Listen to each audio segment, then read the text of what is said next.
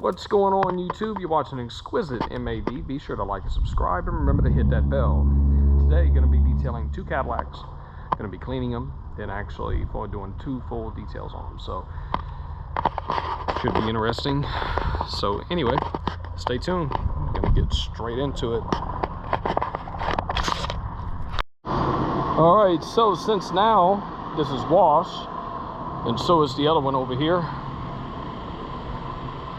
we're going to start on this one. So one of the biggest things about this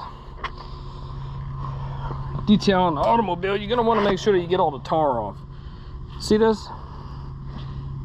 You don't know if it's tar, you don't know if it's what, but if you come over here, got a remedy to that. Got this.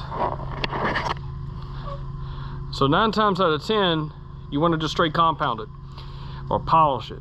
We're going to get to that. I'm going to use something that's really easy. Everybody shop around knows this. Mineral spirits.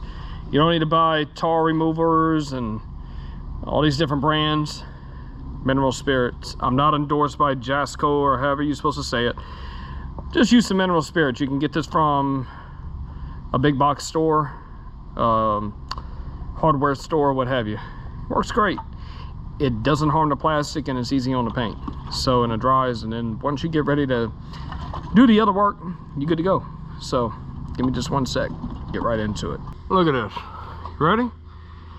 Think you need to go straight to a polish or a compound?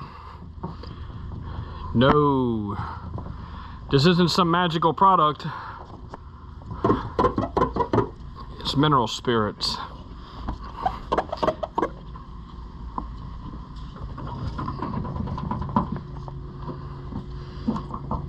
Boom, off.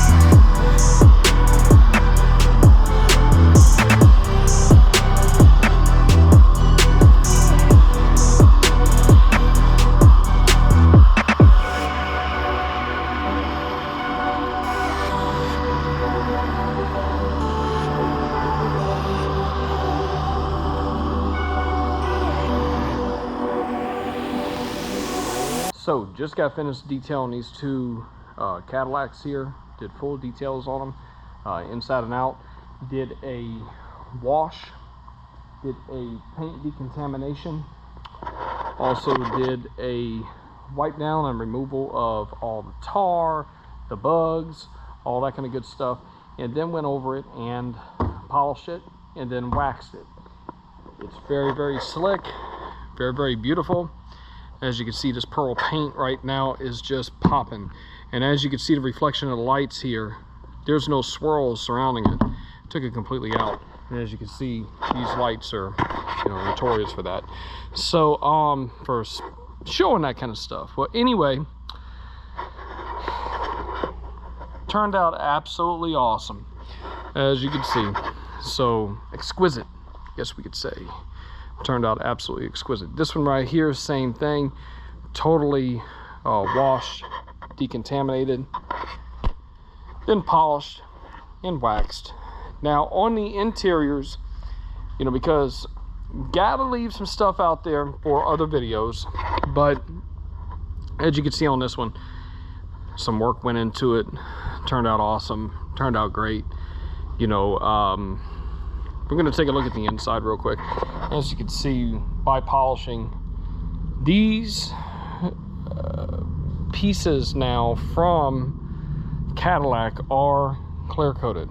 So these are clear coated. These metal pieces, these are clear coated. So you don't want to use a metal polish on there. It is not a polishable surface. Same thing with these wheels. These wheels are a little bit of an upgrade. They are aluminum, and at the time that clear coat does start to fail on them, you know, hopefully they don't for a while, but in 3-4 years, maybe the second or third owner of this vehicle will see that, and then of course they could be polished out. So anyway, this is the interior. Cleaned up everything, disinfected everything, then went over it and conditioned it. Not endorsing any type of specific conditioners or dressings or anything like that, so not gonna feed you any gimmicks or anything like that. Key thing is, number one, make sure that you use a leather product. Don't use an all-purpose cleaner to clean leather. It will pull the pigment right out of this leather, and you're going to be looking crazy because you're going to think it's dirty, but you're actually just removed the pigment, which made it look dirty. And what's going to happen is you're going to continue to clean it until you don't have any pigment left in it, any of the tan. So make sure that you use actual real leather products. Use a leather cleaner and a leather conditioner. I use some very, very specific things. Again, if you want to actually learn what that is and what those processes are, you could check out the Patreon, patreon.com/exquisitemad. But as you can see, it took out the jean stains that were in here and brought it back to where it needed to be without using anything harsh. Same thing with the Alcantara that's on the sides here. Clean that over really nice. Now, moving to the back, and I'll let you see, this is, you know, a wood grain. It does have a finish on here. I like to use wood products on wood. I don't like to buy into any of the detailing stuff, because the thing is, when you do that, there is no one size fits all.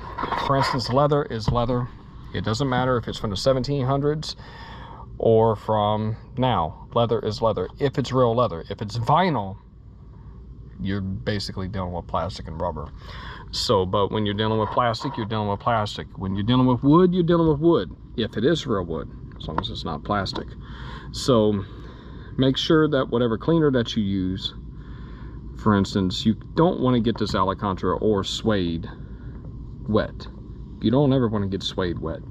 Winds up being a huge issue and a huge problem.